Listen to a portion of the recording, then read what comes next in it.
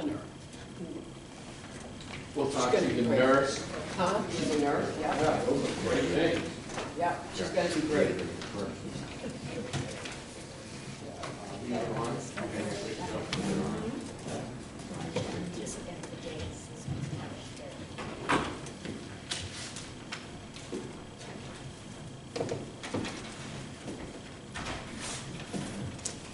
Reminder before Ron starts the meeting, if you speak, please make sure you use the microphones, but don't hold them too close or they'll squeak.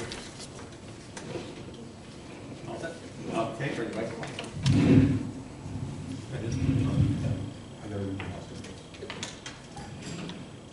I got an announcement to make before we start the meeting. Any person may make video or audio recordings of an open session meeting or may transmit the meeting through any medium, subject to reasonable requirements of the chair and the number, placement, and the operation of equipment used so that not interfere with the conduct of the meeting. Any person intending to make such a recording shall notify the chair forthwith. All documents referenced or used during the meeting are to be submitted in duplicate to the chair pursuant to the open meeting and public records law. All documents shall become part of the official record of the meeting. And now I'm going to call the meeting to order at 2 o'clock in the afternoon on the 7th of April. So, everybody read the minutes? And do we have... So there are two sets of minutes. We have tabled for everyone. I apologize for not including it in the agenda. It should have been, but at your discretion, Mr. Chair, can we first consider, I think, the February 11th minutes, Sure. and then go to the March 3rd minutes? Very good. Okay, first set of minutes. Anybody have any questions on the minutes of February 11th?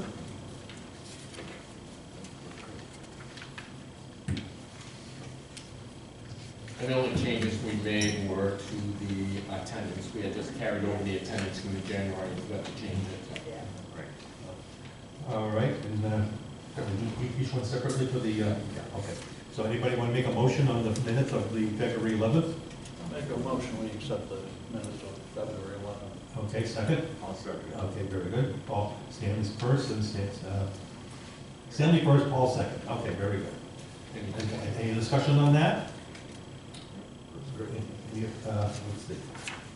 Any, all in favor? Any opposed? So voted. All right, now we'll go to the next one for the last month, the March the 3rd.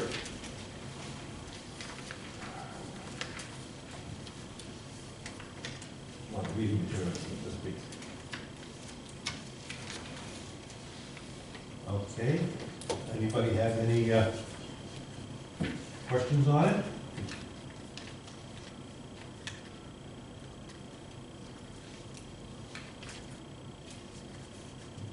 Can I have a motion to accept the minutes? Entertain a motion. Okay, I entertain a motion to accept. okay, second? A second. Okay, Barbara seconded it, very good, thank you. Any discussion? All in favor? Okay, any opposed? So voted. Okay, very good, the minutes are all accepted, thank you. Now we're gonna have the treasurer's report, so we'll give it to Terry. Okay, you all have a copy in your packet. Warrant. Terry, can you pull that a little closer? Is it on? Yeah, I think. Well, you can't move away if you have the You microphone. always tell me I'm too close. No, yeah, I think you're good today. I think we reset these fine. You all have a copy of the treasurer's report in your packet. The first item on it is on page 1. The top of the page is the general fund. There aren't many changes there. Just the normal changes. Overtime, as noted in the previous meeting, overtime is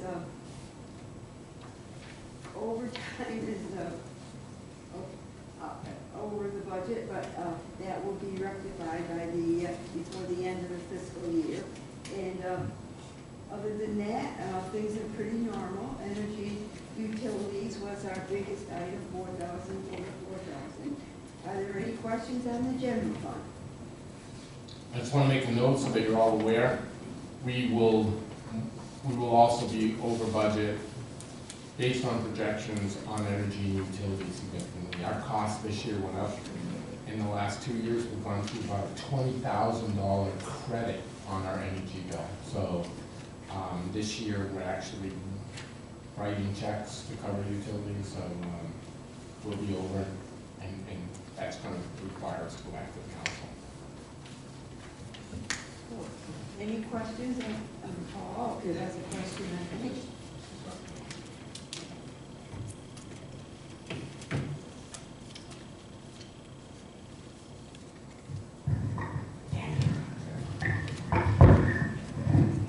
How does the overtime get rectified? You said it's going to get rectified overtime. Oh, the overtime. Overtime? You said it was going to get rectified. There are two ways. We're allowed to do line item transfers between salary accounts and separately between our administrative overhead accounts. But you can't do it, you can't mix the two. So I can't make transfers, for example, from my overhead accounts into my salary accounts and vice versa. But I believe we will have some money left over in the salary accounts by the end of the year to allow us to cover the overtime. And if not that account, our on-call standby account has not been touched. So we'll do a line item transfer between of the budget amount from the on-call standby to the overtime, and then whatever else we need from the salaries that's left over. However, there's not a lot of play, by the way, in the overhead account. So this month alone, it looks like we're probably going to eat up that entire $2,600 balance in utilities. So we'll start running a deficit in that account. And there really isn't a whole lot of places in this budget from repairs down for us to make that up. So that hopefully won't require us to do it, but may require us to go back and ask for an amended budget supplemental. And we're just talking really about April, May, June, 3 months. Okay, thank you. And I was going to say, if worse comes to worse, we will go back on bended knee. Yeah. Asking for more money. Somehow, Mike will make it come out right. And energy and utilities obviously isn't frivolous spending. We're not, I mean, it is what it is. And overtime too, they know how stretched out we are, and then we're trying to do the best with programs and things. So I'm sure that if we need a few hundred more, I'm sure that if we beg, they will give it to us.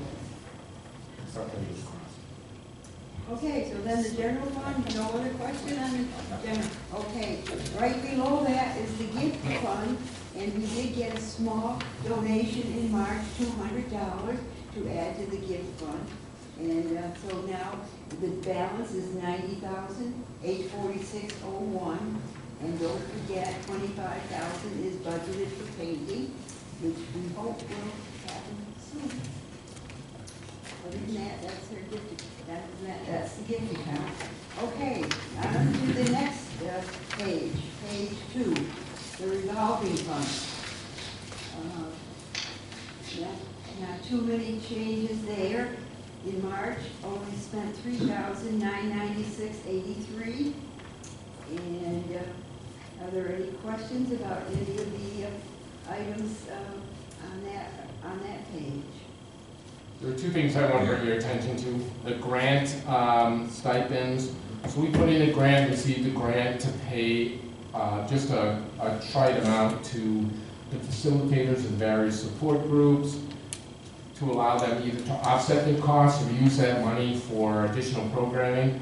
For example, one of the support groups used that money to do a trip. So they took it and applied it to transportation or admission fees and things like that. So that's where that $2,400 is. That's not really coming out of program-generated income from the senior center. It was a grant program-generated income that was specifically earmarked for that project. And if you remember last year, we also received a significant amount of money on this grant for our trips. So trips and excursions.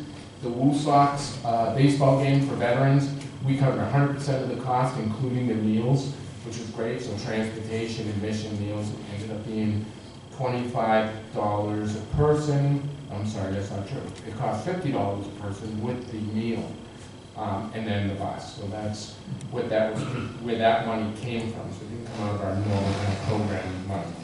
And then the other thing I want to call your attention to is just this. It's not an error. There's $152.64 positive amount under Amazon. That was a refund, so it was something that we showed the expense last month, but we got the refund this month. And I didn't want to just offset it against the expenses, because then it would have made it look like, oh geez, we had a very small amount of expenses. We still had the $400 in expenses, but we had $152 of refunds as well. Those are the only two really kind of crazy things in this. The rest of it is pretty straightforward. And for those of you who don't know, we bought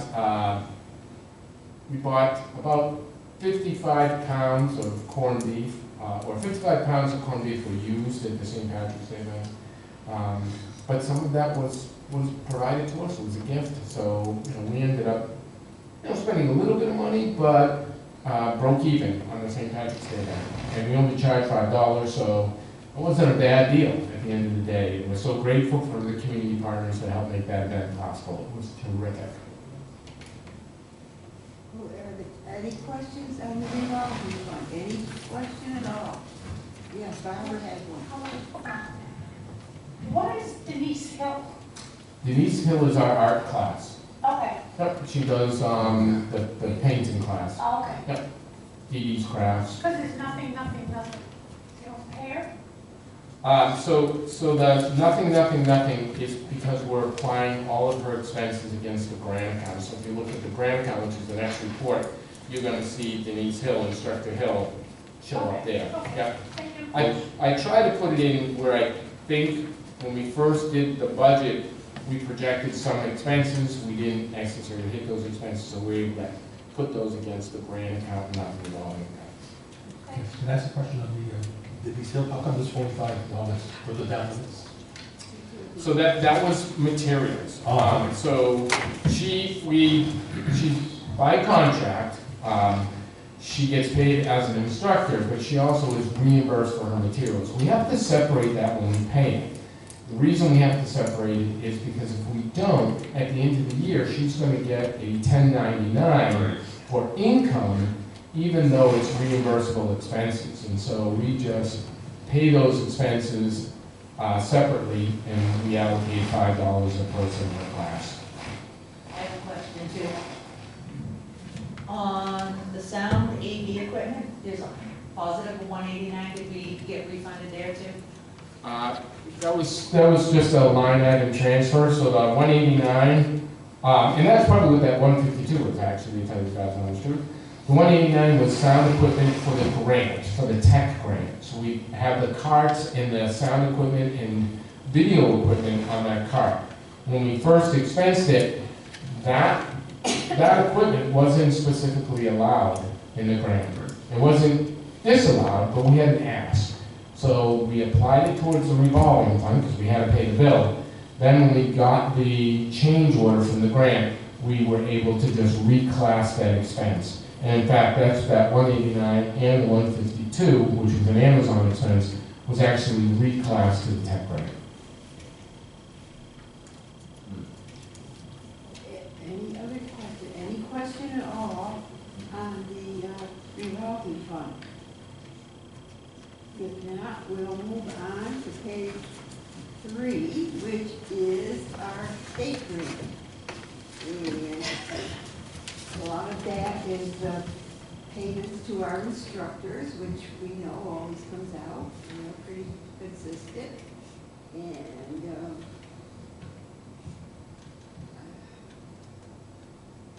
I don't see, Amazon up at the top here, 550.44. Same thing. Yeah, we reclassed $515 from the state grant into the tech grant. And it, just to show if people want to follow it, if you turn to page 5 and 6, you'll see those two numbers. The 515.44 shows up as a reclass from GA rather. It's like the 6th item down. And the 341.64, the reclass from RA.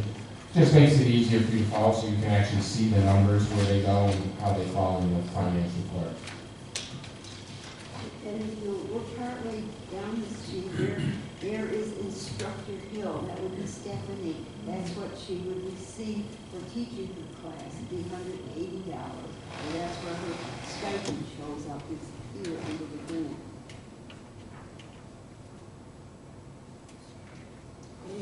Anybody else got a question? I just have a question. How come the line dancing instructor is not on here? Did she get paid differently? She does.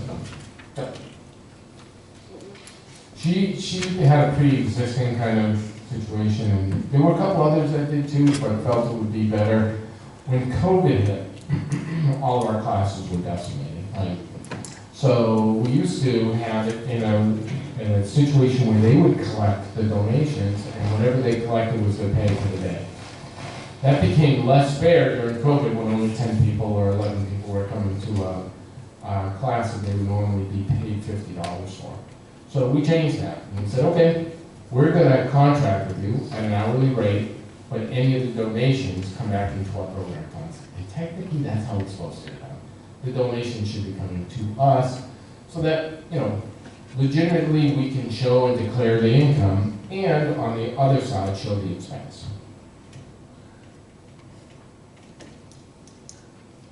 Okay, any other question on the grant? Stan? No, he looked like he was going to have no.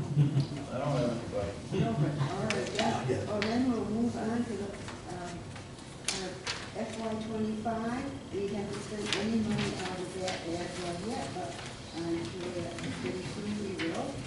And then the next one is, the tech one, and I'm just going to turn that whole thing right over to Mike, because he handled that very well. There is not a lot to report on that. So all of our expenses have been incurred, with the exception of $1,471. So we're under budget by about $1,500, which is great. We will be returning that $1,500 to the Commonwealth of Massachusetts. We don't get to keep that. But all of the equipment has been purchased, all of the contracts have been signed. We purchased the internet service for the Chromebooks. We just have a lot of equipment that's being installed at various locations, which is great. So there's still some installation, but we don't have installation costs included in that. So as long as we've expended the money for the equipment, we're good to go. So just so that you know, to make our technology better, as we implement this, we'll have the Neat board, which is like a television screen up there that gives us 18 unique cameras in that board to screen on people. We'll have OWL cameras, which is a centerpiece. You use that for like a board meeting. It will pick up audio and video better than, say, the Handycam in the external sound system. We'll have the AV carts, the production carts, which are mobile, which allow us to do video production of dynamic events. This wouldn't be considered a dynamic event. This is a static meeting. People aren't moving around. We don't have a lot of extemporaneous actions or instructions, things like that. But in a yoga class, we do. Right? So we've done some speakers we put in over our production, our internet production. We have the Medicare 101, which we were able to zoom out to the World Wide Web, all that kind of good stuff. And this card gives us two cameras, two high-def cameras, one to focus on the presenter, one to focus on the audience. The Chromebooks, all the Chromebooks are in. We're just finishing up installing Google Manager. But we've been using them. We've had 4 classes recently. We had 4 classes last summer. Our class is pretty big this time. We had, I think, 14 or 15 people in the class. Henry, are you taking the class? You are? Yeah, it's a great class. And so appreciative of the folks that have stepped up to help us with that. Subscriptions, we just talked about that. It gives us IT, internet access on those Chromebooks for seniors that are borrowing the Chromebooks, so they don't have to go out and buy internet. They can use our Chromebooks and then make a determination whether or not this makes sense for them to do, at which case they turn the Chromebook back and they have to buy their own device and purchase their own internet service. There's some additional equipment, the wireless control access point switch that gives us a better signal from no matter where we are in the building or buildings. We get a better internet access, and then we can download and upload the videos better, including the Zoom link, the Zoom meetings. We bought laptops to give us administrative ability to manage Zoom meetings and manage the cameras for each of the production parts, and then one each for the two senior centers to administer the program. The tech trainers were eliminated, so we took out the tech trainers, moved that money to equipment because we were not able to hire tech trainers and pay them before the end of the grant term, which is March 31st. It had to be spent, so we just did a line item transfer. They agreed to that. Similarly, the intern money that we had set aside to pay students, we took that out and moved it into equipment. The tech trainer for seniors, which is our classes, we took out, with the exception of last summer, because we had those 4 classes. We had 6 classes, that's $300. And, paid those out. The Zoom subscriptions we have bought and paid for, so those are good. That includes 2, Zoom is a weird thing, but you don't need those. We have 2 licenses for each of the facilities, so that allows us to do meetings of up to 100 people. But the Zoom board, that neat board I was telling you about, needs its own license. We had to purchase a license for each of the facilities.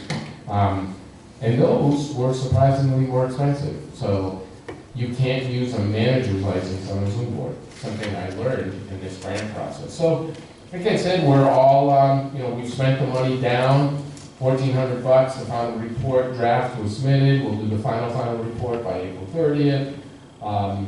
All of the accounting is done, so really kind of happy with that. And more importantly, I'm happy about the possibilities. We've already started testing and doing some very low-key programming on the internet and allowing people to join us by Zoom. We're really going to be able to ratchet that up now as we move into full production. A side note that this board needs to know, in order to get the change order, moving the money from the interns and tech trainers, I made a pledge that we would absolutely use money this year to pay trainers from our revolving fund or grant account. But that's what our revolving fund and grant account is for. So it's not, it wasn't way out of the scope of possibility and in line with what we use that money for now. We pay instructors from those 2, we'll pay instructors, and that was a commitment I made just to make sure that they know we are serious about continuing our technology programs. Any questions on the tech grant? I just wanted to say that the tech instructors, they've been really good. Yeah, we've been lucky. We've had 2 tech instructors, and they've been just, again, really good. Flexible, actually, we had 3. Kevin Spain, I'm going to make it Ryan Spain. Why don't you call him Kevin? Oh, please don't watch this. I do. I always call him Officer Spain, and then he introduced himself one day, and now I can't remember his first name for the life of me. I'm just going to call him Officer. When we had hired a tech person, and the week before he was supposed to start, he got a new job that made it impossible for him to teach during the day. Of course, that's when our classes are, so we were kind of put out a note, hey, I need some help. And Ryan immediately responded back and said, I can do that. I can teach a class for sure. I've done it. He did a great job. It was an awesome class. He was really engaging. People liked him. And it was kind of cool to see how adaptive law enforcement has become in our community. Like, they do more now than just give out parking tickets and arrest robbers, right? So they do a lot of social work. They're very much into and do so well community engagement at so many levels and helping people feel better in their community.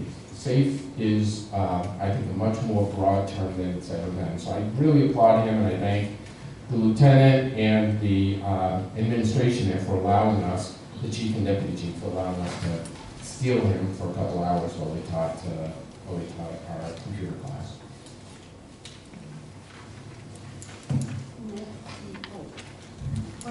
Yeah, I got a question.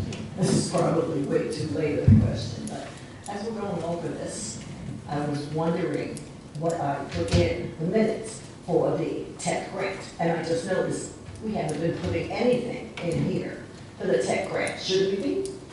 No, I think that we did some time ago. And it's really just been an update, so the tech grant is the tech grant. You know, today's closing thing would probably, we have tech grant in here, 2025 tech grant. FI 2025 tech grant, it's in the March minutes for sure. And it's in the, no, it's in both. We've been absolutely reporting out on it, so. Is it mixed in with something else? It's, Because I mean, based on the way that I usually do it, you know. no, that's exactly right. So that would be, that's the fifth item on treasurer's report in the February meeting, so it's line F, technology grant. And then in Oh, see, yeah, the, okay. in the March meeting, it's just under the third category of treasury report. It's the fifth item, yeah. Yeah, I guess I was just looking for the format that I had, so it was different. Okay.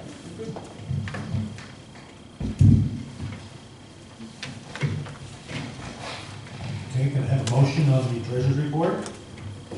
Make a motion to accept the treasurer's report as read. I accept. Okay, very good, thank you. Can I have any discussions? All in favor? Aye.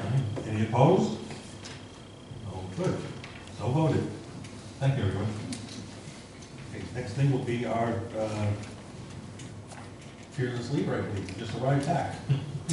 And there is no old business, we haven't been carrying anything over, so we talked a little bit about it in this finance report, but I just want to let you know, our FY 2024, we actually ended in June, on June 30th of 2024, the FY 24.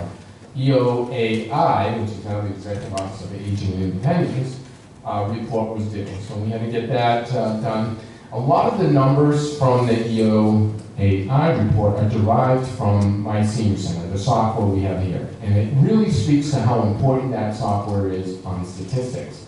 However, I'm going to tell you, after spending literally a month on this report, there are some serious lapses or deficiencies in the reporting. For example, the number of volunteer hours. So I sat with the staff and we went through program by program.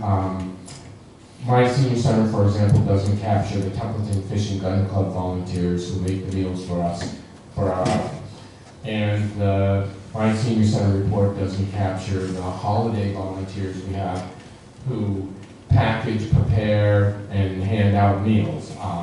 It doesn't capture the Lions Club, it doesn't capture the Elks Club members, all of those things, because inherently it's about sign-ins and swipes, and the president of the Elks Club does not normally come and spend time at the senior center, although he should. So I just want to, there's a lot of work that's involved in driving those stats, and I try really hard to make sure that whatever we put in the report is documented in the sense like that somebody can go back and there's a paper trail on how we came up with those numbers. But based on those numbers and based on what was in my senior center and looking at the non-captured volunteers, we did about 16,000 hours of volunteer work. That's an enormous amount. And that at $18 an hour, $15 an hour, came up to about $350,000 of benefit. But I want to make sure you understand that we had doctors volunteering here. We had nurses volunteering here. We have MAs that volunteer. We normally get paid a lot more than $15 an hour, literally in the hundreds of dollars an hour range. We had financial planners volunteer here.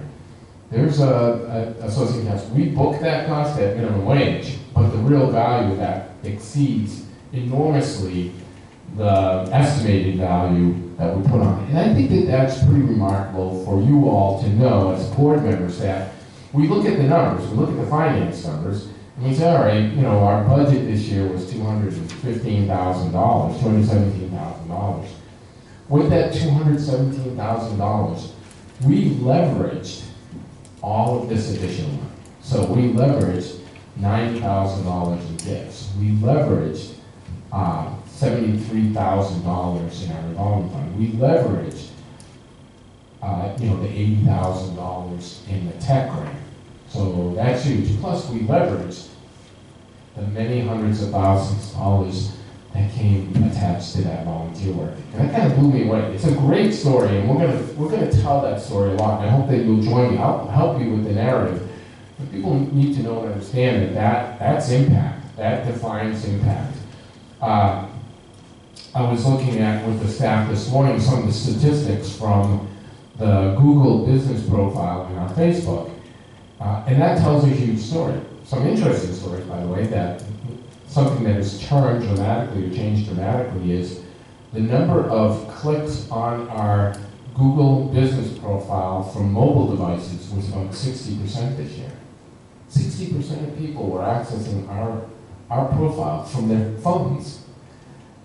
5 years ago, we wouldn't have said that about a senior center population. And we said, oh, maybe they're doing it from the desktops and the laptops, they're certainly not doing it from the phones, if they use tech at all. And that really underscores the need for us to have more technology-driven programs. People will watch our programs on their phones and on their laptops and computers, and I think it underscores, again, the real positive attributes of the technology grant we got. Speaking of the technology grant, I think I told you, as mentioned, we started the process of that report. First draft is done, the final report has to be in, including the narrative. We couldn't finish that narrative until we had the EOAI report done to show the numbers of people that were impacted, the hours that were impacted, the costs that were associated with that. But I think we hit all of our milestones. Now, I'm going to tell you, when I did this grant, I set the bar, not low, but I set it in a way that I thought was achievable. And as time went on, I was becoming a little bit disappointed that maybe we were just going to hit the achievable. But in the last 8 weeks, we have definitely driven that number in participation rate up. So now I feel like, I feel good. This is where I thought we'd be kind of 5 months ago, but at least we got it in at the end of the grant period. And it's only going to get better from here. Marketing communications, we're doing some pretty unique things for marketing communications. We're taking some of the most important programs or things that maybe people don't really know about us, who at a younger age might find valuable to access. And let me just specifically point out Medicare, right? So Medicare, for folks that are 63 years old, they're not thinking about the senior center. They may be thinking about retirement, but they're not thinking about the senior center. And I can't tell you how many folks I know that are going into that 65th year, having never gotten any resources, information, or access to services before they had to choose the Medicare plan. There were literally thousands of people in this city that have gotten on Medicare that never came to see a counselor. So we put together some very simple marketing materials that we're going to put out to all of the major employers in the city. So as their folks start to kind of venture towards retirement, or their customers come in, it'll be an easy access. We'll see how that goes. We have some additional ideas for the services we provide in terms of housing counseling, nutrition counseling, financial counseling, legal assistance for seniors. That will probably be our second piece when we're ready to do that, and it's low cost. We did 3,000 of these Medicare ones, simple cards that are that we can put out in the community that I think are really informative. I talked a little bit about the St. Pat's event. It was fabulous. We booked out. I mean, we were begrudgingly adding people at the end of the day that we had forgot to include some of our dignitaries. We served over 120 meals that day. Great entertainment. I thought it went really well. I gotta just send out a quick thank you and note of gratitude to Chair City Church, who again has been such a great partner for us in so many ways. The CAC, who honestly I've just come to love and relish, and really in many ways depend on that relationship. They are a great partner of the Gardner Senior Center.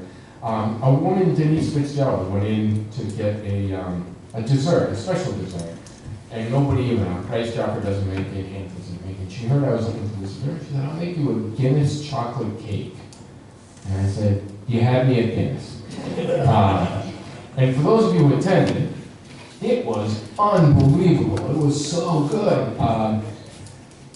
And I don't know, I just feel like people care about what goes on here and want to make it better. And that, to me, it makes coming to work here every day great. So we're ratcheting up our marketing and communications.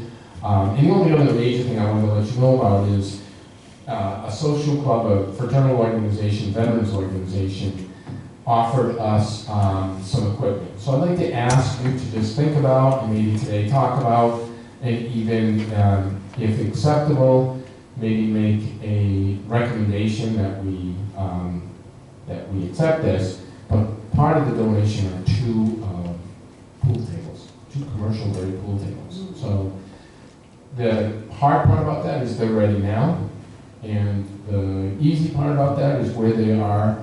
The person has said we can leave them there a couple months. So people that own the building say, Nice. the senior center will run with it. But that's not going to be forever. We'll probably need to move them by the end of the summer, which may be right in line with where we hope to be by the end of the summer. So that was kind of cool.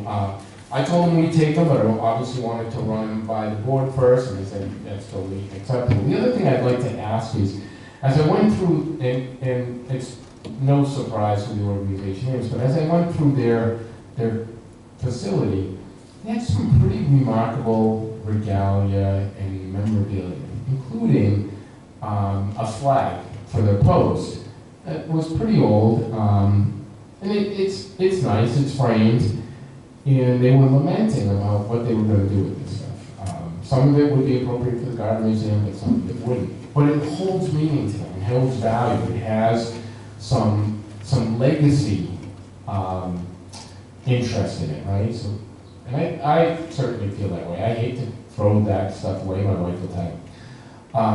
I'd like to be able to offer to them the opportunity to take some of that stuff and hang it in the hallways of the new Gardner Senior Center or in some of the rooms, if you think that's appropriate. And I think we can do that in a way that's tasteful and that gives kind of homage to those folks that were part of the VFW and part of the military and leaving their service as a little way to enhance the respect that we have. So just thought I'd pop that by and see what you think.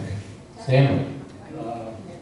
Actually, I'd like to see you come here, because I'm a member of the VFW. Some of that are photographs of service members from the greater Gardner community that have died. They're listed by branch of service, years that they, of the year that they passed. They are about the size of that first picture on the left-hand side. And there are, I think there's at least 10, maybe more. Yeah. It includes all of the wars. I would like to as well, and I think what we do in this room, we can also kind of turn things over, and if folks don't want them there 100% of the time, we can do kind of seasonal presentations, but there's a lot of wall space down there, and I think it would be a really cool thing to give back to a community that's given us so much here at the Senior Center. So I don't see anybody have any objections or concerns about that. Well, I'm thinking that it's a great idea. It might get a chance to get some of our veterans who don't come to the senior center, give them a chance to come and see what we have. The other thing also, I'm thinking, we have the table downstairs, the dishes on, what do you call it? Yep. Yeah, and I was gonna say, could we have a special area at the new place to have that and have these vintage made from the VFW all exposed at the same time on the wall or around it? A case that you could put it behind a glass case or something. Oh, absolutely. Yeah, our plan is to bring the fallen soldier table with us, Yeah. and have that as prominently displayed as it is here. So certainly that's true. And it's funny you say some of the, maybe we'll get some of the DFW folks. So as I went through, I started like, they had some high, anybody's been to a pool hall, they have like the high pool chairs, right? So they sit up there. I thought, oh, those are kind of cool. You get many of those, well, that one's cool, but that one's, but these are all good. That would be a nice addition to our pool room if you would grant us the honor of at least considering giving those. We'd love to take them. And the guy said, well, you got to take at least one because so-and-so, so-and-so, and so-and-so go to the senior center every morning to play pool. So they're gonna, and this is the chair they use, so they're gonna have to take that one. I thought that was kind of funny. And I thank the members of the VFW who have advocated for us. We had 4 tables. 2 have gone to other veterans organizations or organizations in the community. But the fact that they thought enough about us to say, this would be a great long-term donation for the center. Now, this does not come without cost. Let's be clear. When we moved the tables downstairs, we got a quote. It's going to cost us about $1,800 total. $1,200 to move the table and reset it up and do all that stuff. And then $600 to re-green it, to refelt it, right? So we put new cloth on it. And the recommendation from the 3 companies we talked to is if you're going to move the tables, you're going to take that felt off, don't put the same felt back on. We could get felt a lot cheaper. We could probably get it for $300 a table. The best felt is the $600. And hopefully this is going to last us for 10 years for an extra $300 per table. So we're going to have to move those tables, and it's going to cost us about $1,800 each to move those and refelt them, along with the 3 we have downstairs, but we've already kind of budgeted that. So, and that's where that expense is going to come from is probably a discussion for another time. As for the tables, we're getting 2 from them, from the BMW. And I know you mentioned in the past that we have one of our tables downstairs. We don't think it's going to make the move because it's falling apart. Yeah. So that would be one way of getting an extra. Yep, that's it. And our hope was that we would get the 3 and buy a new one and have 4. So we're not going to be able to move the 3. I am feeling more and more comfortable in saying one of those tables is just not going to make the move. So we're back to the 4, which would be great. We need a new building for all these pool tables. Can we use a little 2 buildings with the offices next to them? The attic, put them in there. We also, just so that, I don't know if you remember, some time ago, we have the 2 ping pong tables. So they're down there. We had a person who has committed to building us an outside small picnic pavilion. And they're going to cover all the costs when we move down there. And we have a company that has said they'll buy the portable pickleball nets and equipment for us if we put pickleball courts in Watford Street. All of those discussions are way premature right now. It's just too early to Let's talk get in about there that. first. Let's get in there, get comfortable, and see. I mean, there's just a lot of really cool stuff going on behind the scenes, and so grateful again for the amount of support we're getting, not just by the community at large, but from our elected officials who, are really trying to make mountains move to get us into the city. Is there any progress on that? There's a lot of progress. If you've been down, you've noticed new front doors, new electrical. The city, and I'm probably speaking way out of turn. The city has committed some money to Waterford Street School. They're still waiting for the process to be finished. So they got a good idea what that number was, and they've kind of parsed out the money that they have available to other capital improvement projects. But it looks like about $1 million could be coming to the center improvements. So that's good. That's a big chunk of what needs to be done. So I'm kind of happy about that. But yeah, there's been a lot of work down. I'd love to take you down there, but again, it's way too early for us to be doing site visits and walkthroughs. Plus, there's work still being done down there. So yeah, it's moving along. I have a question to ask on when you were talking at first, I think it was the fiscal year 24, you were talking about volunteers. How are we going with the board? Are people really using the board that we sign in with the volunteer part? Yes, they're doing better at it. We still don't capture a lot of volunteers. And I would even say like this austere group, maybe there might be 1 or 2 of us that forgot to sign in as a volunteer today and may have just swiped in. When you're here doing work for the COA, we can count all that time as volunteer work. So if you didn't do it on the way in, please do it on the way out. But a lot of the outside organizations we don't get. And I think we're being underreported just looking at our numbers. Like, so we did some random utilization surveys, and we're about 10% under, almost across the board in those events and programs we did with people signing in. So things like AARP or Golden Age and those things. And if we have a night program, so we do line dancing at night, we do support groups at night, do some tech stuff at night. All the systems are shut down, so people don't sign in for any of those. Our special events, most of the time, like St. Pat's event, we probably have about 50% of people signed in for that. But thankfully, we track that, so we're able to say, okay, we know we had 120 people pay, if 60 people did, and we know there's 60 other people. When the volunteers from like the city council come, they don't swipe in, like the city councils, the mayor, state rep, here, volunteering, we don't capture that volunteer hours. Our bingo callers, every Thursday, we have a new bingo caller, they spend 3 hours here at the Gardner Senior Center. They don't swipe in for their volunteer hours. There's no really way to do that, but to manage another 52 people who are only here once a year, right? So there's some hurdles we're trying to overcome. I think we're a lot better than we were 2 years ago, and we'll be better next year than we are this year. Any other questions? Awesome. Very good. Thank you, Michael, for the report.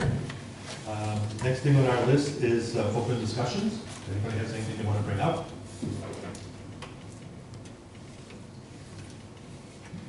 Go ahead, Paul. I'm just curious. Ron and I, as you know, had to go to City Hall last month to be reappointed. I've been hit with this question a few times because I don't know how to answer it. Is that part of the city charter? I mean, we're considered non-paid city employees, but that's a provision or amendment to the city charter? It is a provision of the city charter. We are an official board of the city of Gardner. So you're all officials that serve on this board.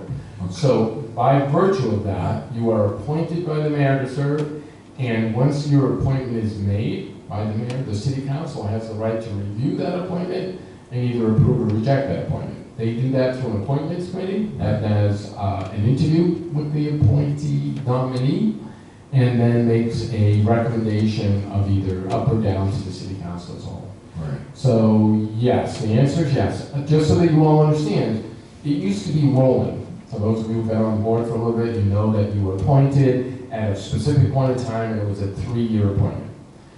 That was all revised last year with the city charter revision. So they tried to align all of the committees, boards, and task forces all into a very similar structure. So, and there were some boards that had, willy-nilly membership. You could have, some were 3 members, some were 5 members, some were 7 members. The COA board was 7 members plus as many associate members as we wanted, and some were 14. We are now a board of up to 14 members. They're all appointed, and the provision, and so by the way, just so you all know, it's good news, bad news, the provision that used to state that you had to be a senior and a resident of Gardner was eliminated, as it was on every other board. It's now consistent across all boards. So that allows me to legitimately bring folks in from, who use our center from other communities into an appointed position on the board, which is great. Now, you may be saying, well, why did Ron and Paul, so Ron, Paul, were brought in last month. The reason for that is because of that change, the mayor had to put forth a slew of new appointees, 100, and the appointment committee has a finite amount of time at every meeting. Like, they couldn't possibly have a 48-hour long meeting to go through and interview all of these candidates. So they take them in chunks. Take this group and then the next group the next month. And we have a new chairman of the appointments committee who's doing a great job, but he's still trying to learn his way. So you will eventually all be getting that call that your appointment is up before the appointments committee, and you'll need to come in if you can and meet with them so they can talk to you about what your experience has been, what your vision is, what your hope that your role here on the board is, what you think it is, what it has been, all that kind of good stuff. Is that for associate members as well? Yep. And I believe there's no such thing as associate members. There's associate members in our bylaws, but not in the city charter anymore. I think the associate members are gone. I'm trying to remember because we work on the bylaws. So the associate, when I came in, I was an associate member, obviously. And then I became a voting member. I mean, I think that was Appointed member. appointed. Yeah. So like with Ron and I, every 3 years, we could expect to go in front of the city council. I don't know what that duration is anymore, so the answer to that may be no. What I would say is this, is that it's all been refined. For those of you who are associate members that thought, well, either because of geographics or because of age, Right. wouldn't normally in the past have been allowed to be a member of the board, you are now. Right. So I say you are allowed, but remember, that doesn't happen until the mayor sends forth your appointment. So I gave him the list of all the board members, and I believe that there's been no objections to that list who currently serve. We didn't add anybody, so I believe all of them will be appointed. Now, a great example of that is Julie Means from the Gardner CAC. The CAC is a Gardner-based business and service organization. Julie is not a Gardner resident, nor is she age eligible for Gardner Senior Center services. So if we looked at just the age eligibility and the residency requirement under the old system, she wouldn't have been allowed to be a appointed member of the board.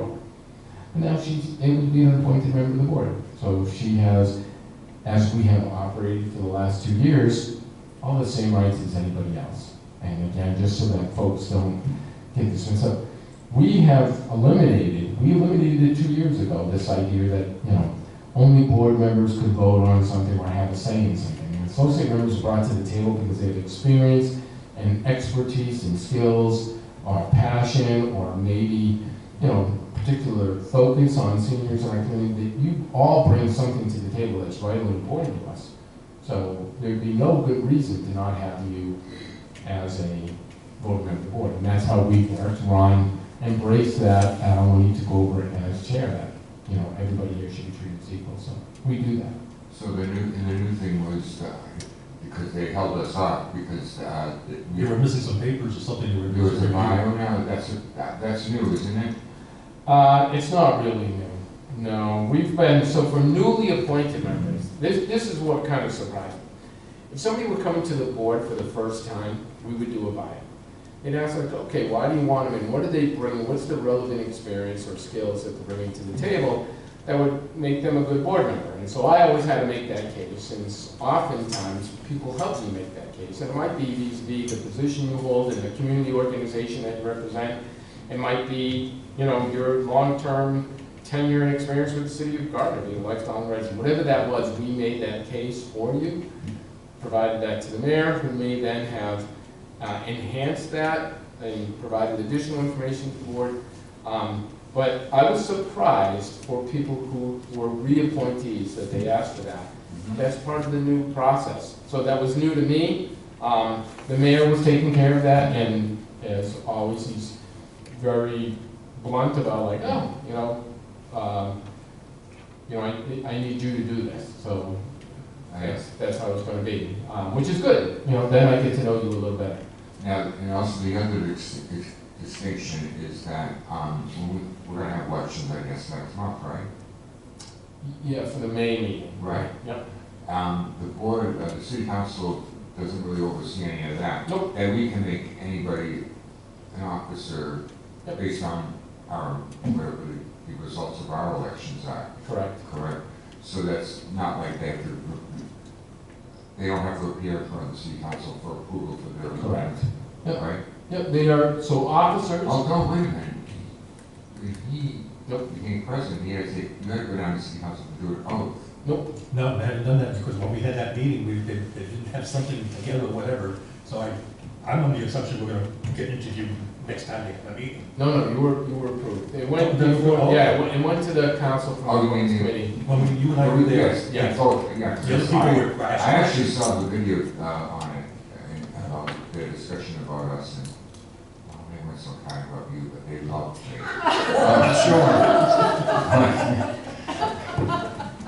You knew that was coming.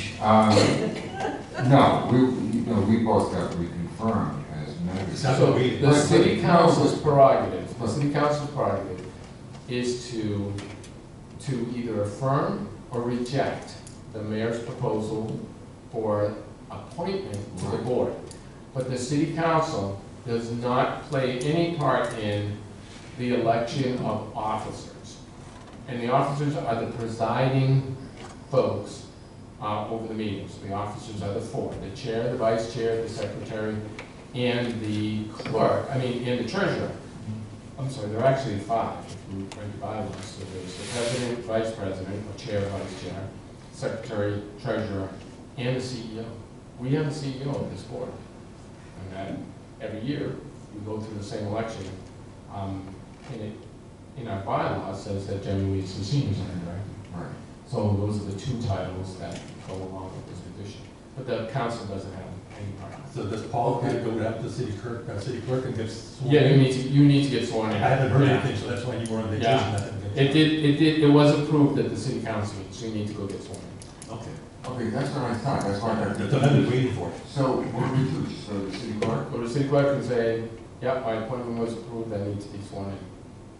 And they fill out That's this paper and sign it. What were you gonna tell me? I thought they told you at the appointments. No. No, they didn't. That's right, you weren't there. No, they just told us they were gonna table it until, and we that Yeah, he Monday. was into that. Oh, yeah, you were there. But they, the Monday meeting, we were told we didn't have to reappear at that meeting. Correct. You Right. didn't have to go back. To the city council. Right. You didn't, because that was already done at the appointments committee. But they never told us about going to the city clerk. And I think they said after the city council meeting and that appointment was affirmed, you need to go get sworn in. So you need to get So sworn we've in. been waiting. Just do it. I will, I know the office. I don't have to pay my dog license fee anymore. You're lucky. Okay, anything else on open discussions by anybody? Okay, looks like our next meeting will be scheduled for May the 5th at 2 o'clock in the afternoon in this nice big room. And can I have somebody make a motion to adjourn? I'll make a motion to adjourn. Okay, second? I'll second. Okay, Barbara second, very good. Thank you, everyone. All in favor? All right. Any opposed? So voted.